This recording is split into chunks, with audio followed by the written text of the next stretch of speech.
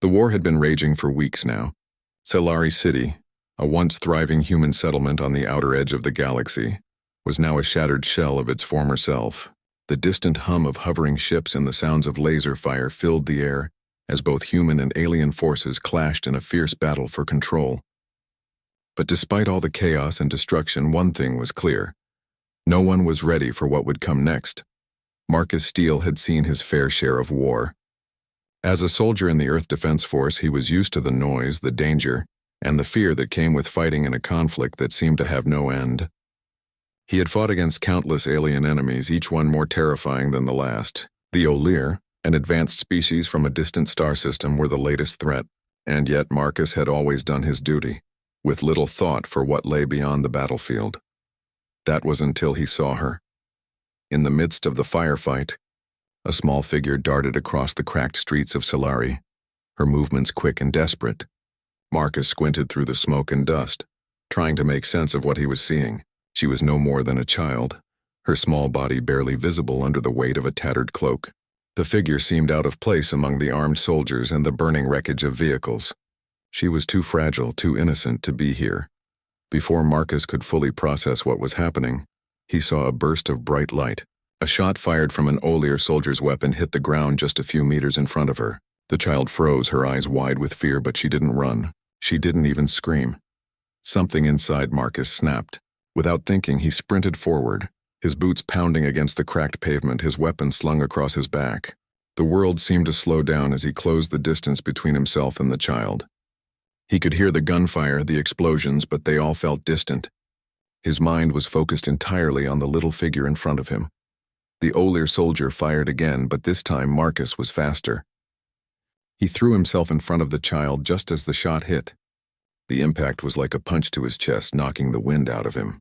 His armor absorbed most of the blow, but the force still sent him stumbling backward. His legs buckled beneath him, but he held his ground, falling to his knees as another shot whizzed past. The child was still standing there, frozen, watching Marcus with wide, terrified eyes. She didn't seem to understand what had just happened. Marcus could feel his heart pounding in his chest as he reached out to her. "Stay down," he shouted, his voice rough from the pain, but his tone was urgent. "Get behind me!" But the child didn't move. She was still too afraid to react. He could see it in her eyes, the confusion, the fear. She didn't know who he was, why he was here, or why he was risking his life to protect her. And yet there was something in her gaze. A trust, a silent plea for help that made his heart ache. In that moment, Marcus realized that he couldn't just let her stand there. He couldn't leave her to face the dangers of this war alone. He pushed himself to his feet, ignoring the pain in his chest. "Come on," he urged again, reaching out for the child, but still she didn't move. Instead, she looked past him, toward the approaching soldiers. Marcus turned just in time to see more O'Lear forces charging toward them. They were heavily armed, their eyes locked on the child.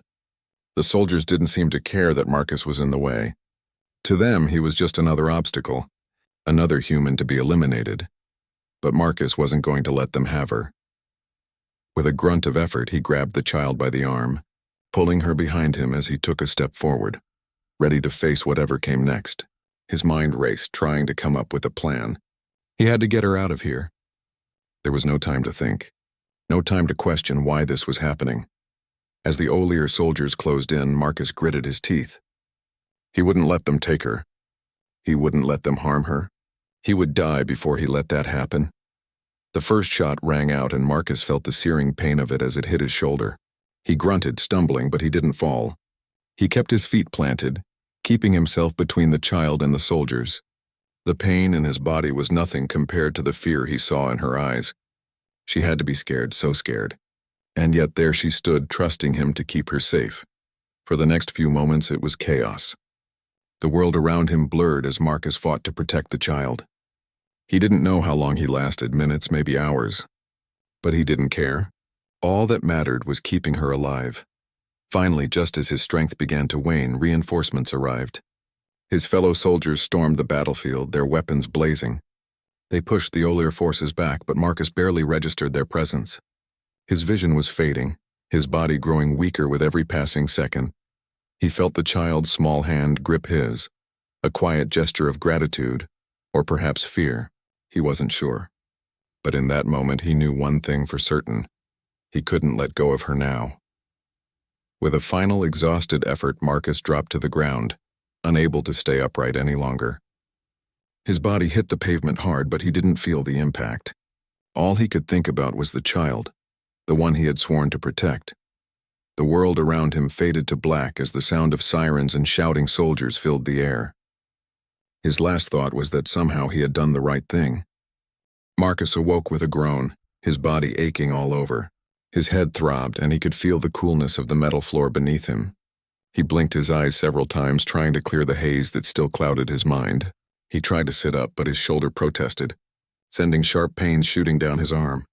"Easy there," a soft voice said, calm and reassuring. He turned his head to see a medic standing nearby, her hands on his chest, gently urging him to stay still. "You've been through a lot. You need to rest," she continued. Marcus tried to speak, but his throat was dry.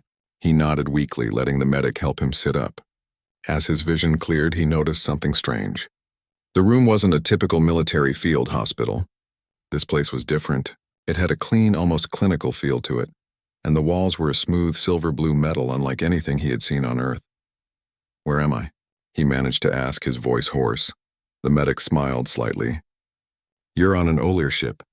You're safe now. The child you saved, she's here too." His heart skipped a beat. The child, the one he had promised to protect, where is she? He asked, his voice stronger now. "She's resting." "She's safe too," the medic assured him. "The Queen will want to speak with you soon. I'm sure you have many questions." The mention of the Queen made Marcus tense up. He had heard rumors about the Olir's leaders, how ruthless they could be. Yet for some reason, his gut told him that the Queen wasn't the same as the soldiers he had fought. He glanced around the room, trying to piece together what had happened. The last thing he remembered was being on the battlefield, protecting the child, the explosion, the gunfire.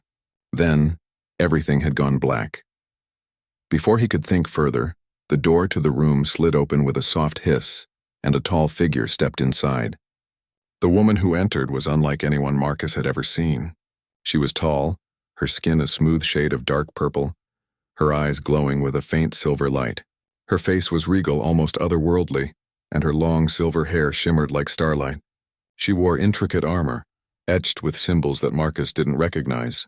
There was no mistaking it, this was no ordinary soldier. This was the leader of the Olir. She stopped at the doorway, her gaze fixed on Marcus, studying him with a calm intensity. For a moment, neither of them spoke. Then, in a voice that carried the weight of authority and something else, something more human, she spoke. "Marcus Steele," she said, her words clear and deliberate. "I am Queen Valira of the Olir. You have saved my daughter's life." Marcus's heart skipped a beat. He was face to face with the Olir Queen, the very leader of the alien forces that had been waging war on Earth. And yet, in her presence, he didn't feel fear. Instead, there was a strange sense of calm. Her voice was gentle, but her eyes held the weight of countless centuries of leadership. I didn't know who she was," Marcus said, his words coming out in a rush. "I only knew she was in danger. I couldn't just let her get hurt." The Queen regarded him with an unreadable expression, her silver eyes narrowing slightly. "Your actions were unexpected," she said. "Human soldiers are not known for their compassion, yet you risked your life for my child." "Why?" Marcus didn't know how to answer. He wasn't sure why he had done it, but something deep inside him had driven him to protect her. Perhaps it was because of the fear in her eyes. Or maybe it was something about her, something that made him believe she wasn't just another alien soldier. "I couldn't leave her there," he finally said, his voice steady. "She's just a kid. No one deserves to be caught in the middle of a war like this." Queen Valira seemed to contemplate his words, her gaze flicking to the floor for a moment before returning to him. "Your compassion has not gone unnoticed, Marcus Steele," she said, her voice low and serious. "I have come here to speak with you about something important." Marcus's brow furrowed. He wasn't sure what she meant, but he had a feeling it wasn't going to be anything simple. "What do you want from me?" he asked, trying to keep his voice steady despite the tension rising in his chest. The Queen stepped closer, her presence almost overwhelming. "The Olir are not the only threat in this galaxy," she began. "There is an enemy far greater than us, one that we cannot defeat alone. I have brought you here because I need your help and the help of your people." Marcus frowned, confused. "You need our help?" he asked, unsure of what she was suggesting. "Yes," Valera replied. "The Shard Collective. They are an ancient race of beings far more powerful than anything either the Olir or humans have faced. They are coming, and if we do not unite, we will both fall. The child you saved, my daughter. She is the key to stopping them." The words hit Marcus like a hammer. The Shard Collective. He had heard rumors about them, but no one had ever confirmed their existence. They were said to be an unstoppable force, a dark empire that consumed entire civilizations without mercy. "But how can she be the key?" Marcus asked, his voice filled with disbelief. "She's just a child." Queen Valera's expression softened. "You are wrong. My daughter is not just a child. She is the last of her kind. A being whose power has the potential to defeat the Shard Collective. But she cannot do it alone. We need you, Marcus Steele, and we need the help of your people." Marcus's mind was racing. He had just been thrown into the middle of something far bigger than any war he had ever imagined. The Olir, the Shard Collective, and now this mysterious child who held the fate of 2 species in her tiny hands. "I don't understand," Marcus said, his voice uncertain. "Why come to me? Why not just fight the Shard Collective yourself?" "Because," Valera answered, her tone firm, "we cannot win without your people's ingenuity and strength. The Olir have their power, but we have failed to unite with others in the past. It is only through working together, humans and Olir, that we will stand a chance." Marcus didn't know what to say. Part of him wanted to say no, to walk away and return to the fight on Earth. But another part of him, the part that had saved the child, knew he couldn't ignore what Valera was saying. This wasn't just about him anymore. This was about the survival of 2 civilizations. "I'll need time to think," Marcus said, standing up carefully. "This is a lot to take in." Valera gave him a small nod. "I understand. You will have time. But know this. The Shard Collective moves quickly, and they will not wait for us to make up our minds." With that, the Queen turned and left, leaving Marcus alone in the room with his thoughts.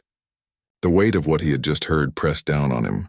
He had no idea how to deal with this new reality. But one thing was clear. The war he had been fighting was only a small part of a much bigger conflict. And now Marcus Steele had a choice to make. Would he stand with the Olir, risking everything for the chance to defeat the Shard Collective? Or would he turn his back on them and hope that Earth could stand alone against an enemy that threatened to wipe them all out? The Olir ship felt like a strange, silent prison to Marcus as he wandered its polished metallic halls. His thoughts were racing, his mind a whirlwind of questions, fears, and doubts. Every corner he turned seemed to be another reminder that he was far from home, far from Earth, far from everything he had known. Yet none of it felt more distant than the choice that lay before him now. The Queen had left him alone to think, giving him time to process the impossible situation she had presented. The idea of an alliance with the Olir, a species that had been an enemy for so long, felt wrong. And yet the truth Valera had shared was undeniable. The Shard Collective wasn't just a threat to the Olir. It was a threat to everyone, human and alien alike. Still, Marcus couldn't shake the feeling that something wasn't right. There were too many unknowns, too many hidden motives. Was the Queen really as noble as she seemed? Or was she simply using him and his people to gain the upper hand in a much larger game? As he walked down the corridor, his eyes scanning the strange technology around him, Marcus's thoughts were interrupted by a soft voice. "You look like you have the weight of the world on your shoulders." Marcus turned to see a familiar face. It was the medic from before, the one who had helped him when he first woke up. She was standing at the doorway of a room, her posture relaxed, her expression friendly. "I've been thinking about what Valera said," Marcus replied, walking toward her. "It's a lot to process," the medic smiled knowingly. "It is, and it's not easy. But you have to remember, sometimes the right choice isn't always the easy one." Marcus sighed, running a hand through his short hair. "I don't know if I can trust them. The Olir, they've been our enemies for years." "You're right," she agreed, stepping aside to let him enter the room. "But think about it. What other choice do you have? You can't fight the Shard Collective alone. No one can. The Olir need your help, and whether you like it or not, you need theirs." Marcus hesitated but walked into the room. It was simple, but with a sleek alien design that Marcus still wasn't used to. There was a small table in the center, and several chairs arranged around it. The child, the one he had saved, was sitting on one of the chairs, looking more curious than frightened now. She was still young, maybe 6 or 7, with large, bright eyes that reminded Marcus of someone who had seen too much, too soon. When the child saw him, her face brightened slightly. She stood up slowly, unsure of what to do. "You're awake," she said, her voice soft, like she was testing the words out. Marcus smiled, feeling a warmth in his chest. "Yeah, I'm awake," he said, trying to keep his voice light. He crouched down so he could meet her eyes. "How are you feeling?" She nodded quietly, then looked at him with a puzzled expression. "Why did you save me?" she asked, her words innocent yet heavy. Marcus felt his heart tighten. "Because you needed help," he said simply, unable to explain the deeper reasons. "You shouldn't be out there alone. No one should." She didn't respond, just stared at him with those large eyes as if trying to understand the man who had thrown himself in front of a laser blast to save her. Marcus shifted uncomfortably under her gaze, unsure of what else to say. "Do you know what's going to happen now?" the child asked suddenly, her voice small and uncertain. Marcus was quiet for a moment. "I'm not sure," he said, standing up. He glanced at the medic who had quietly stepped into the room, watching the interaction with interest. The medic cleared her throat. "The Queen has made a proposal. She wants an alliance between Earth and the Olir. If we don't agree, the Shard Collective will destroy us all." Marcus felt a lump in his throat. He knew the stakes were high, but hearing it out loud made everything more real. "But can we trust them?" he asked quietly, his gaze shifting to the child. He wanted to protect her, but he also knew that trusting the Olir could come with risks, and not just for him, but for all of Earth. The medic hesitated before answering. "Trust is a strange thing. I think the Queen means what she says, but you're right to be cautious. You've seen how the Olir operate in battle, how cold they can be. But this isn't about politics. It's about survival." Marcus nodded slowly, the weight of her words sinking in. He had always believed in fighting for what was right, but he hadn't expected to find himself in a position where survival meant making deals with enemies. He wasn't sure what was worse, the idea of trusting the Olir or the thought of letting Earth fall to the Shard Collective. The room fell silent for a moment before the door opened again, and this time it was Queen Valera herself who entered. Her regal presence filling the room, the child immediately stood up, running over to her, and Valera's eyes softened as she embraced her daughter. "Thank you," Valera said, her voice full of genuine gratitude as she looked at Marcus. "You have done more than any of my soldiers could. You've given me hope." Marcus didn't know how to respond. He wasn't looking for praise. He was just trying to survive, just trying to do the right thing. "You've made your choice, Marcus Steele," Valera continued, her tone serious. "Now it is time for you to make another. I've offered you an alliance, but the time to act is now. The Shard Collective grows stronger by the hour. If we do not unite, they will wipe us both from existence." She paused, allowing the gravity of her words to settle. "I will need you to stand with me, to help guide your people to join us in this fight. Together we can defeat them, but divided we will fall." Marcus felt a deep conflict rise within him. He wanted to protect Earth, protect the people he had sworn to defend, but could he truly trust the Olir? Was this alliance a chance for peace, or just another way for Valera to gain power at Earth's expense? The child, who had been quietly listening, looked up at him again. This time her gaze seemed different, less confused and more certain. "Will you help us?" she asked quietly, her voice almost a whisper. The question hung in the air, and for a moment Marcus felt everything slow down. The weight of his decision pressed down on him like a heavy stone. He had always been a soldier, trained to fight, to protect, to make tough decisions in the heat of battle. But this was different. This wasn't just about survival. This was about something bigger, about the future of two worlds. "All right," Marcus finally said, his voice steady. "I'll help you. I'll talk to Earth. But if we're going to do this, it has to be on our terms. We can't just throw ourselves into this blindly." Valera nodded, a small smile touching her lips. "Agreed. Together we will build a future stronger than the one we had before." The decision had been made. Marcus Steele, once just a soldier in a war between humans and aliens, now found himself at the heart of something far bigger than he could have ever imagined. The alliance was forming. Earth and the Olir were joining forces to face a common enemy, the Shard Collective, a terrifying, galaxy-spanning force that threatened to destroy everything in its path. But as the days passed on the Olir ship, the uncertainty and the weight of the situation began to weigh heavily on Marcus's mind. The stakes were higher than ever. The Olir were preparing for battle, but so was Earth. And Marcus had one job now: to convince Earth's leaders that an alliance with the Olir was their only hope. He stood in the command room, staring at the large communication screen in front of him. On the other side were the leaders of Earth's defense forces, generals, scientists, and diplomats. They all wore stern faces, eyes filled with suspicion and concern. Marcus was the messenger, and though his message was clear, it wasn't one they wanted to hear. "You expect us to trust the Olir?" General Thompson, one of the top military leaders, asked. "The same aliens who've been attacking us for years? You want us to fight alongside them?" Marcus's voice was calm, but the pressure was starting to build. "Yes, sir. I know it sounds impossible, but the Shard Collective is unlike anything we've ever faced. If we don't join forces with the Olir, we'll be wiped out. We need them, and they need us. And why should we believe you?" Another voice, Colonel Sanchez, chimed in. "You're speaking as if you've suddenly become one of them. Are you sure you haven't been compromised?" Marcus clenched his fists, trying to keep his composure. He had never been questioned like this before, but this wasn't just about him. It was about saving humanity.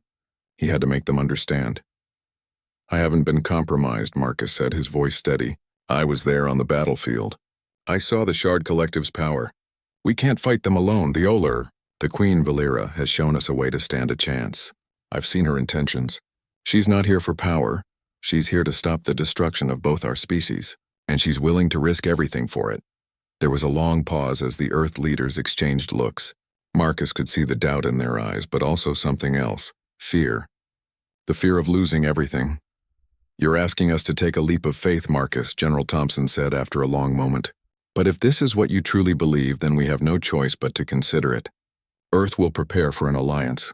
But know this: if the Olir betray us, there will be no mercy." "I understand," Marcus replied. "But I promise you this is our best chance."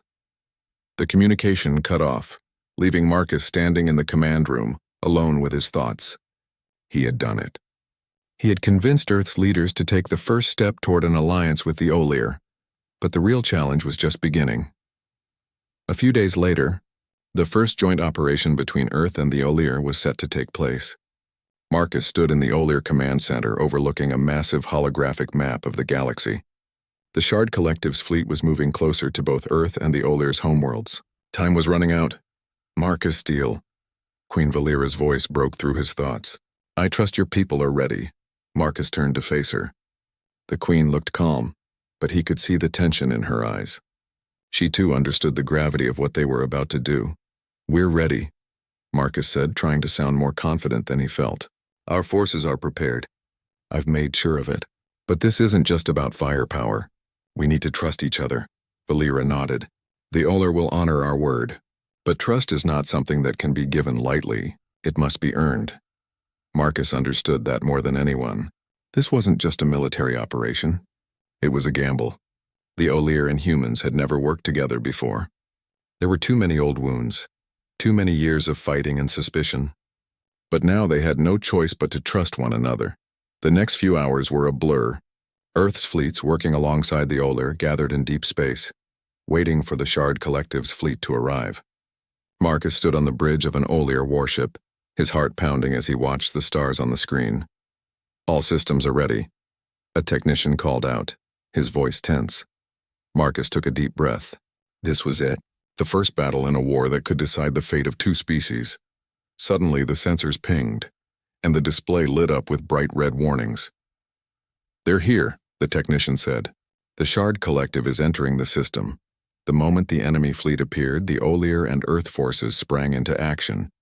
The battle was unlike anything Marcus had ever seen. The Shard Collective ships were enormous, vast, dark, and menacing. Their weapons pulsed with an unnatural energy, and their ships moved with terrifying precision. The joint forces of Earth and the Olir clashed with the Shard Collective in a battle that stretched across the vast expanse of space. Laser fire and missiles lit up the dark void, while ships danced in deadly maneuvers, weaving in and out of each other. Marcus could feel the tension in every inch of his body as he led his squadron into the fight. This wasn't just a battle for survival. It was a battle for the future. And then, amidst the chaos, something unexpected happened. The child, Marcus's young charge, appeared on the bridge, her eyes wide with fear but also determination. She had no weapon, no armor. She was just a child, yet she was there, standing at the heart of the battle. "Where's your mother?" Marcus asked urgently, rushing toward her. "She's fighting," the child said quietly. "But I can help. I have to help." Before Marcus could stop her, the child closed her eyes and held her hands out in front of her. A soft, glowing light began to pulse from her palms. The ship shuddered, and Marcus could feel the energy in the air shift. It was as if the entire battle paused for a moment, as the child's power rippled through the very fabric of space. The Shard Collective fleet began to falter. Their weapons system shut down and their ships slowed. It was as if they had encountered an invisible force field that drained their power. The tide of the battle had shifted. Queen Valera's voice echoed over the comms, filled with pride and relief. "It's done. The child's power has neutralized their weapons." Marcus watched in awe as the Shard Collective ships began to retreat. The battle wasn't over yet, but they had won a crucial victory.